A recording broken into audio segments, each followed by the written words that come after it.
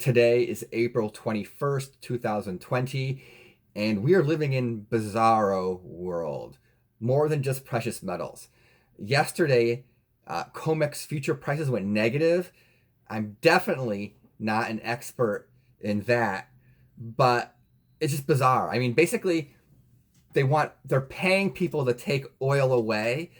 Apparently, there's not enough storage space for it, so um, something that's valuable that you can't store, you got to put somewhere.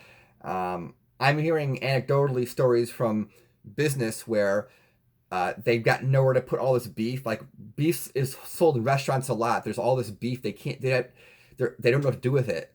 Uh, Milk, they're pouring it in the ground. They don't have any place to store all this extra milk. Expiring food.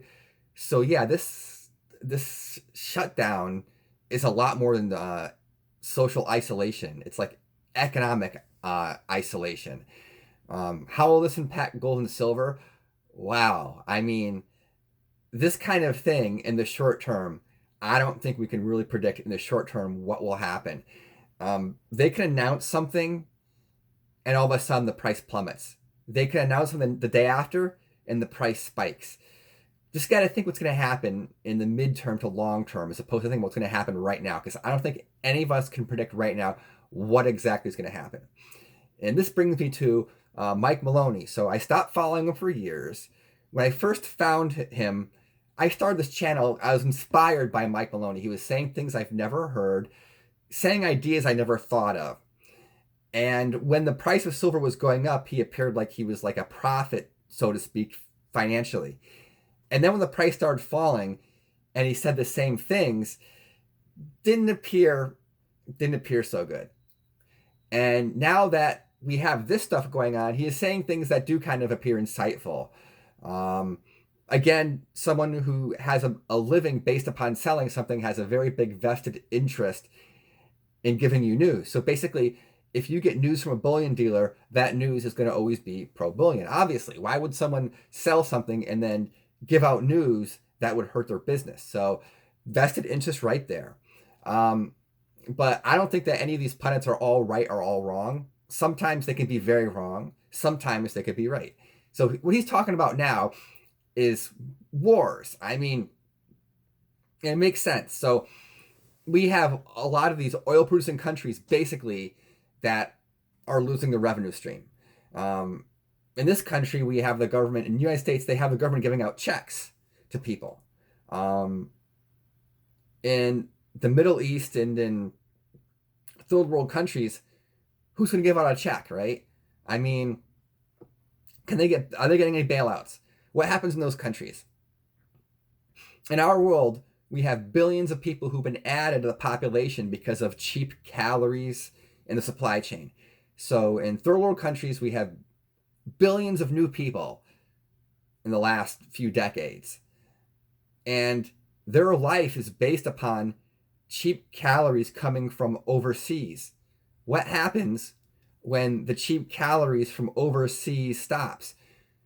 For the farms, a lot of these local farmers were put out of business because they couldn't compete with cheap corn from the US. What happens if there's no cheap corn from the US flowing there? What happens if they can't afford things? I mean, we're looking at potentially very big life-changing wars and upheavals or even revolutions in these countries. So I'm going to get back to the local coronavirus stuff. So in the first world where I live, and probably most everybody who watches this live, there's a lot of fear going on.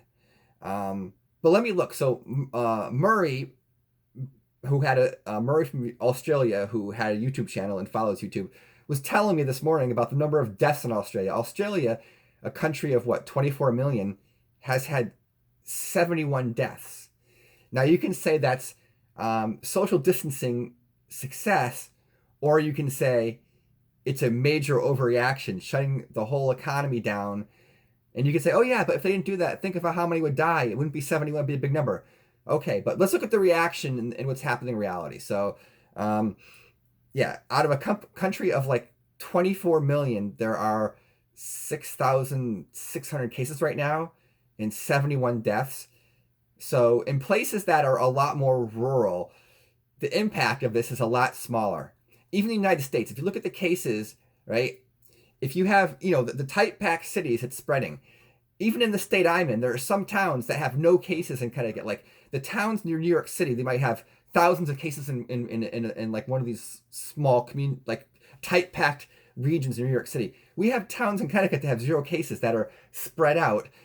And is that because of social distancing, or is that because of demographics or logistics or whatever it is? I think that the fear level doesn't match the reality level. So I want everyone to be well.